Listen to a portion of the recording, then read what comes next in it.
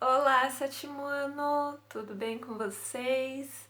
Vamos dar continuidade às nossas atividades sobre as nuvens.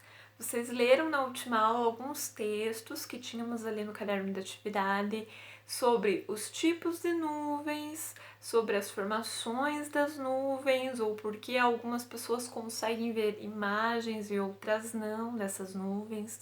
Vocês inclusive tinham uma imagem ali de uma nuvem para analisar e dizer o que vocês conseguiam ver nela, certo? E hoje na página 23 nós temos a questão 8, que vai fazer com que nós façamos uma pequena pesquisa sobre as nuvens. Olha só, você costuma observar nuvens? Que tipo de formação chama sua atenção? Pesquise sobre tipos de nuvens para realizar a produção de texto 5, de acordo com o roteiro a seguir. A. Registre sua pesquisa no caderno, ilustrando-a com desenhos ou fotos para formar um repertório de tipos de nuvens. Elabore também legendas esclarecedoras, como as sugestões abaixo. Então, você tem duas fotos ali. A primeira, um dos vários aspectos visíveis da stratus cumulus, e a segunda, as cirros, que são os tipos mais comuns de nuvens. São essas duas imagens aqui. Então, vocês vão pesquisar de 3 a 5 tipos de nuvens que existem e vão fazer uma ilustração desse tipo de nuvem, ou se vocês encontrarem em livros e revistas, vocês podem recortar e colar no caderno o tipo de nuvem e fazer uma legenda abaixo dizendo o nome da nuvem, que tipo de nuvem que é essa, tá? E alguma característica sobre ela, tá bom? Bem fácil então. E aí nós temos a atividade da letra B.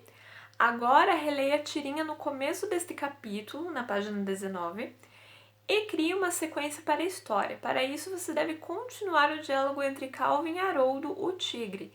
Elabore a seguir o esboço da sua tira. Então, eles estavam falando sobre nuvens, sobre conhecimento científico. Lembra que o Calvin utilizou várias expressões científicas e o Haroldo ficou, nossa, era tão legal.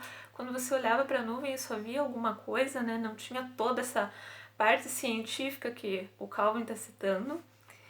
Pois é, então agora vocês vão continuar o diálogo aqui. Então vocês fazem um esboço, enviam uma foto para mim, eu faço a correção e aí eu dou a informação do próximo passo para vocês, tá bom? Bem fácil também. Página 24, nós temos ali o texto brasileiro, analfabeto científico, será? O mundo é dominado pela ciência.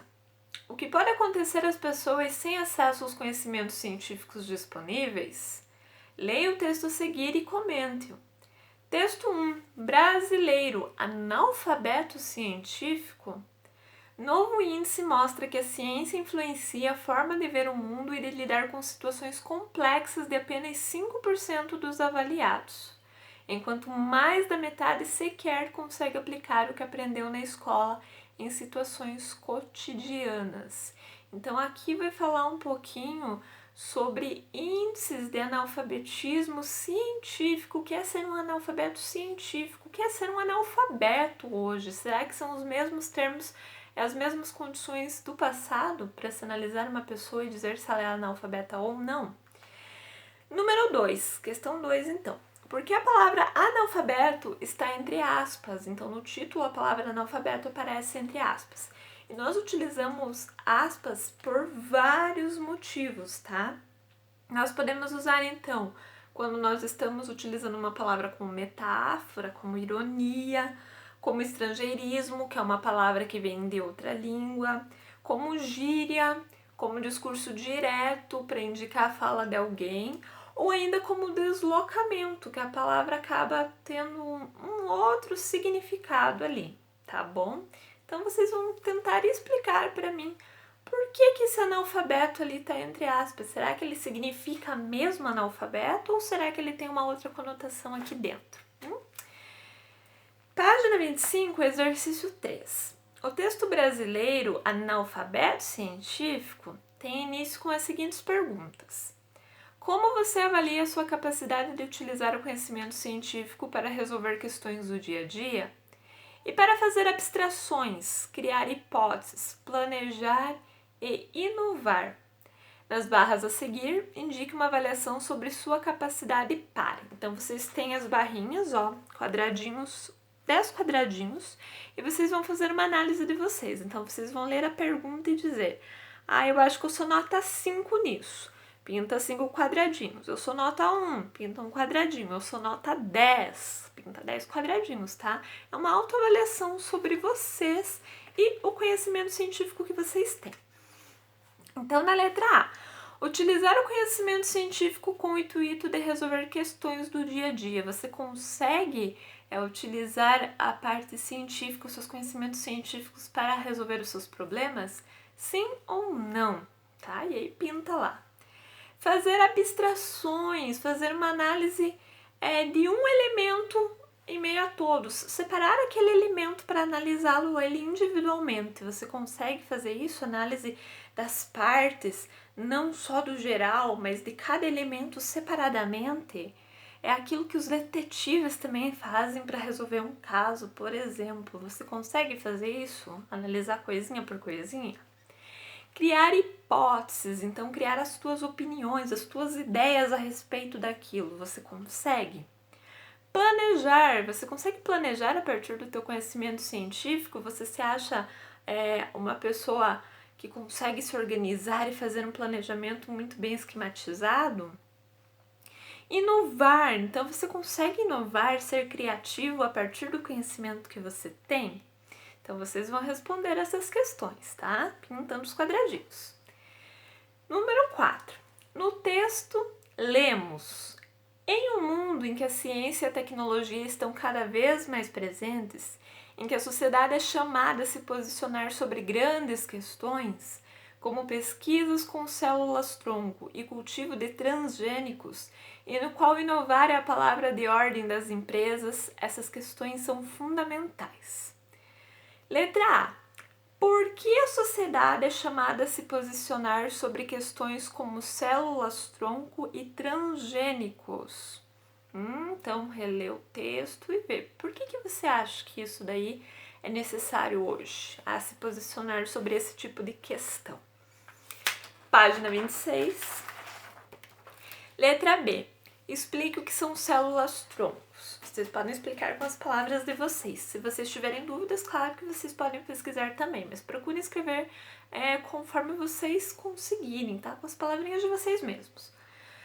Letra C. O que significa cultivo de transgênicos? Então, o que é isso?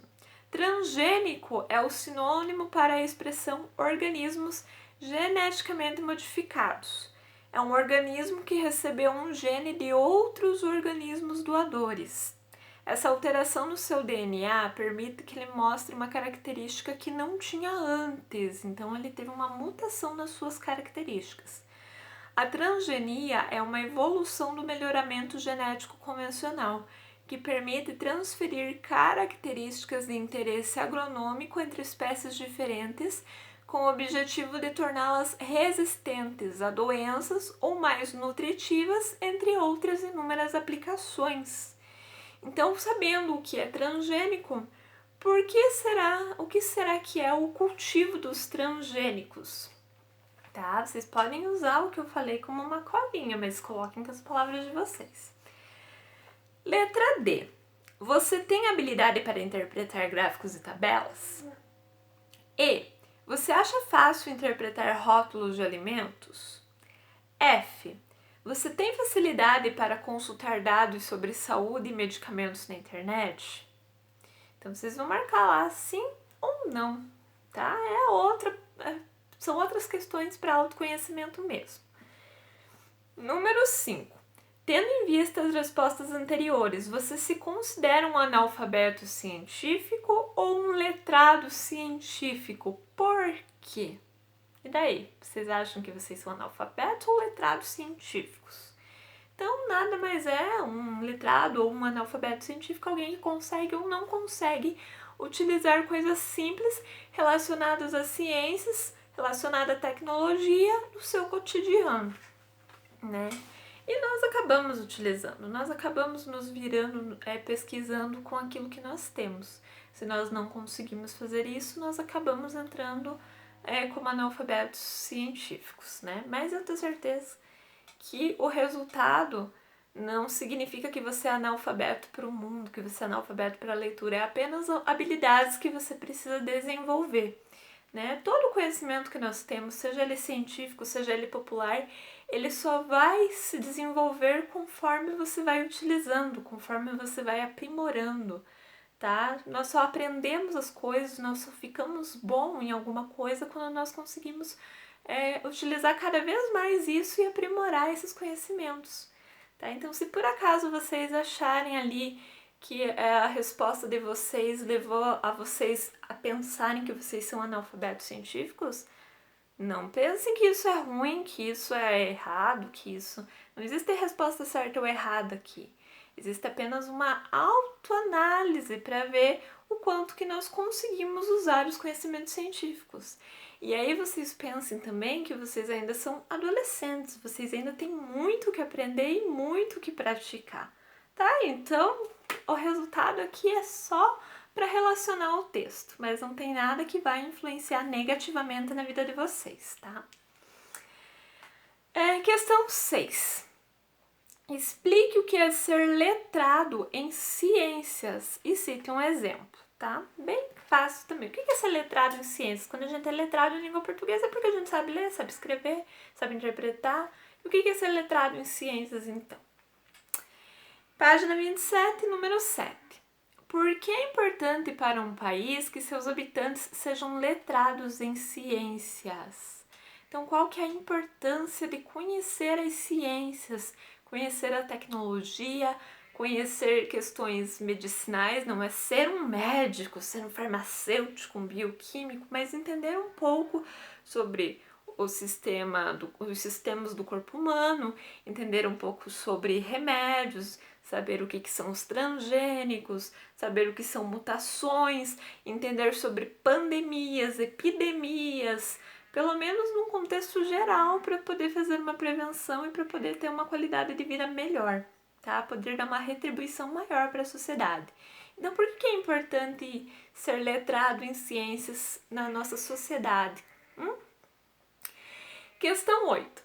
Quais alternativas apresentam frases que poderiam ser usadas para finalizar o texto brasileiro analfabeto científico? Assinale-as, desculpe. Então, quais opções ali que poderia ser utilizada para finalizar o texto? Não é só uma, são algumas, tá?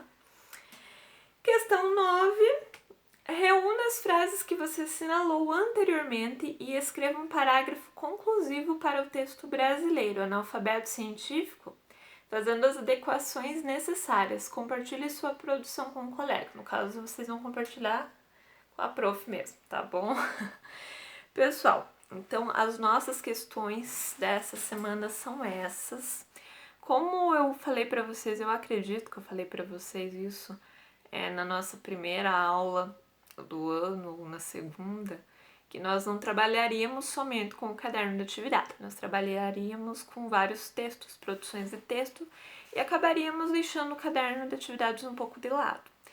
Nós estamos trabalhando mais com ele, porque agora para vocês em casa eu percebi que está sendo muito mais fácil responder as questões, me mandar as fotos, ter a devolutiva, né? Então, nós vamos continuar assim. E depois quando a gente voltar, ó, texto e mais texto também, tá? Mas então, por enquanto, para esse bimestre, as propostas eram essas dentro do caderno de atividades. Semana que vem nós começamos com as produções de texto novamente. E aí tem uma pesquisa que vocês farão para mim como uma forma de avaliação também, tá? Como eu expliquei para vocês. Então eu dividi as avaliações de vocês em ortografia, acentuação, pontuação, bababá.